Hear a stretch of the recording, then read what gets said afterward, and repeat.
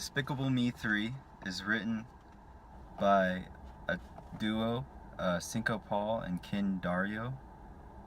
It's directed by a cast of directors: Kyle Balda, Pierre Coffin, and Eric Goulin. And this film follows Gru. The gang are back from the last film,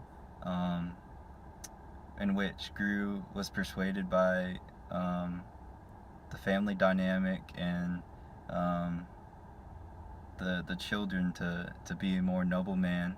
So this film picks up, and he's part of the anti-villain agency, along with his wife Lucy, played by Kirsten Stewart, or Kirsten Wiig rather. I apologize. And Gru, obviously being played by Steve Carell.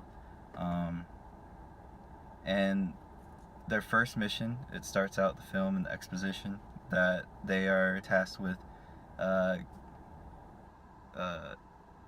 taking back a diamond, a very large diamond from what used to be a pretty popular 80s TV kid star. Yeah.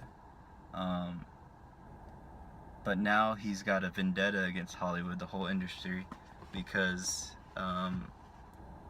he started to fade. He went into puberty, and he basically grew up like most child stars, obviously. But so anyways, they go on the mission, and they end up getting the diamond back, but Gru leaves the 80s star, which his name is Balthazar Bratt, to escape. And that led to be a huge mistake on his part, because that led to both Gru and Lucy's firing from the anti-villain agency, or league rather. And that leads to a whole commentary on Gru's personal life.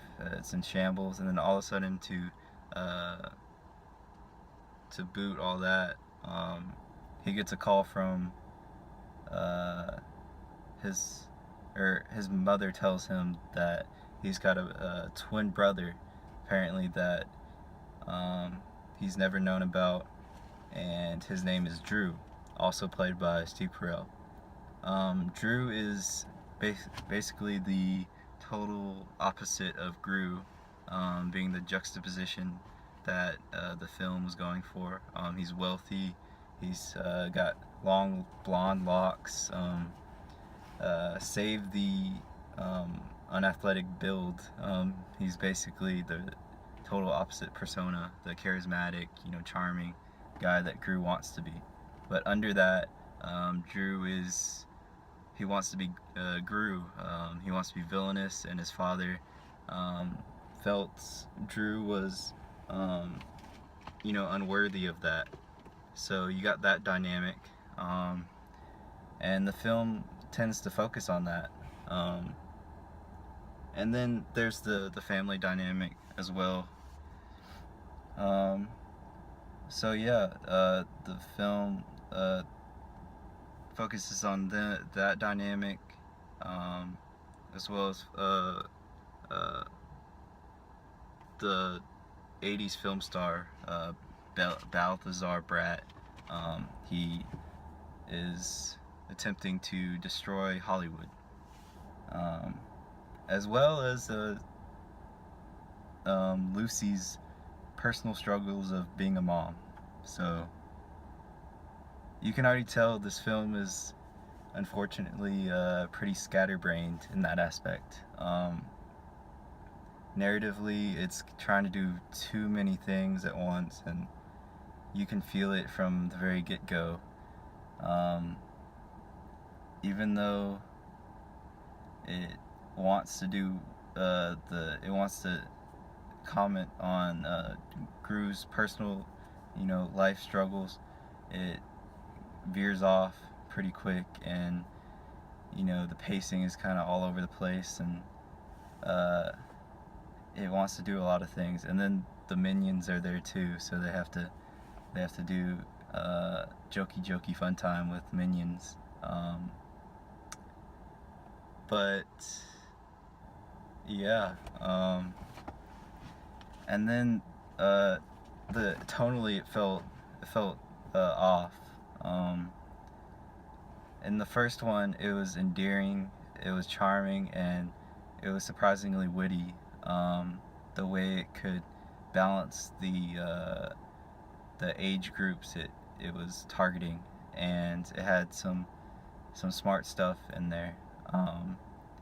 And the first time we saw the minions and the humor they were going at, it was shocking, and they had that aspect going for them. The second one, the plot, it seemed to be reaching for something, and then it went with a very standard villain, um, and that whole plot struggled in its entirety. And then now the third one, just it seems overall like, I'm sad to say it, but like a cash grab. You can feel the studio involvement on it. I don't know what it is, but it's just um, I wouldn't think kids would be interested in Gru's personal life struggles and his career um, goals and all that. And that's about 50. It's about up to Act Two that the film decides to concentrate its efforts on um, fleshing out. And I don't know what it is. The characters aren't as interesting, and um, it just falls flat um, most of the time. And the jokes are pretty trite and predictable when it goes for the jokes. And I feel like this franchise is kind of, its core is almost comedic, um, and simple comedy at that, with the minions being almost the face of the franchise. Um, so with them kind of dwindling and everyone kind of stepping back after the minions um, hashed by critics and um, even audiences, I feel the film kind of took a step back from the minions narrative, and I mean, what are you left with? So it just felt like I was fatigued from about, Act Two. Basically, I was waiting to get out of the theater. So for what it does it like halfway, and that's in every aspect. Save the I still feel Steve Carell does a really good job with his voice work, but it just feels off. Everything feels off. The direction, um, the writing seems scatterbrained and too convoluted for a kids film.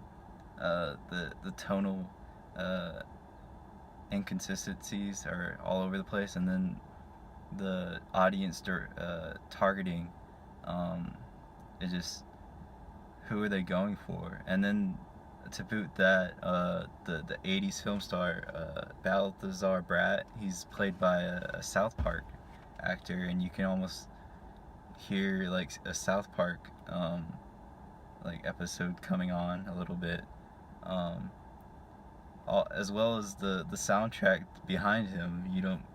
There's a bunch of '80s big hits, disco jams, playing behind him. That's like the foundation to his character, and what kids gonna, you know, get behind to that. I don't know.